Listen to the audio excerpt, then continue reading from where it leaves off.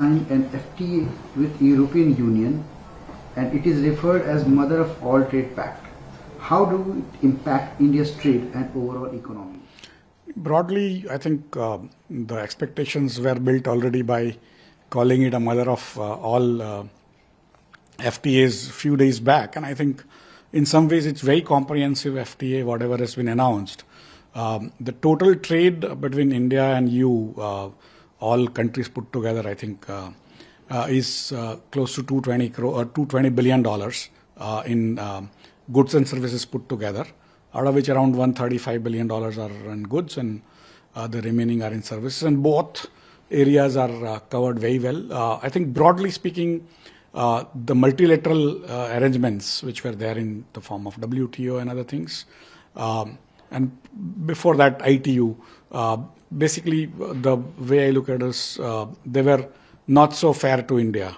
And there were sort of other countries were actually able to benefit much more, while as this bilateral transactions, bilateral FTAs are going to be much more beneficial given the way India has been doing a spree of them.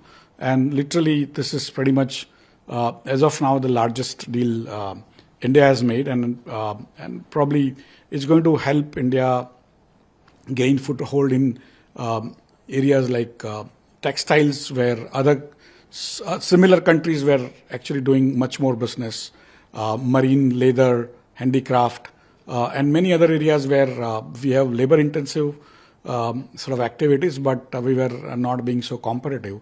The tariffs are being reduced by almost all of them to close to zero or zero, and that is ensuring that probably the value of goods, specifically in that labor-intensive areas, actually exported might go up in future from India.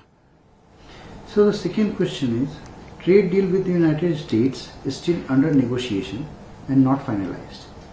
How do you see it going forward?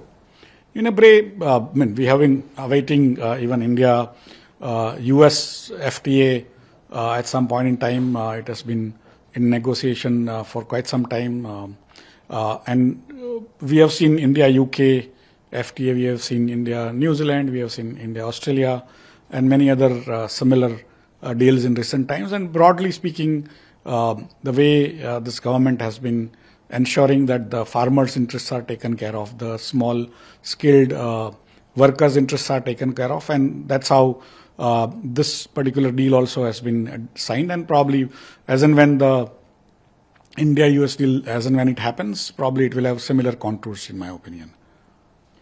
The third question is, what are your expectations from the upcoming budget? Do you expect any announcement on STT?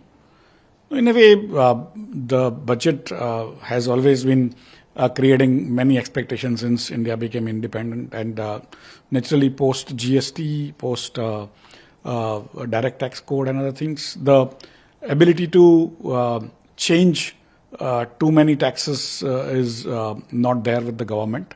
But of course, market people continue to expect a lot of sort of concessions, including reduction in GST, reduction in capital gain tax, long-term, short-term, reduction in STT, and many other things, including in derivatives and otherwise. And so we will have our expectations. The government needs to ensure what its budget actually conveys to people and where the taxes come, and that's how they will have their own priorities, and we will continue to ask for more and more concessions. So on these points, do you think that budget should give tax relief on interest from FDs to make it compliant with capital gains? In a way, it's again, there are sort of situations where the FD would also be giving, interest on fixed deposits, might be also giving a lot of taxes to the government. If government gives it up, where will it be covered also needs to be figured out. That's why every sort of part of the economy will have their own demands from the government, and government will, of course, and the finance minister will have to work on each of these proposals, keeping in mind what is the total revenue vis-a-vis what is the total expenditure, and basis whatever the deficits they want to agree upon, they will have to finally allocate to areas of their sort of priorities. That's how I would look at it. One last question, sir. When do you see NSE IPO coming? In a way, now when SBI has said that, SEBI has said that it will get regulatory compliance this month only, basis on that. no, it's a good omen, and once the NOC, no objection certificate from SEBI is received in reality, on paper, we will start working on preparing of our DRHP.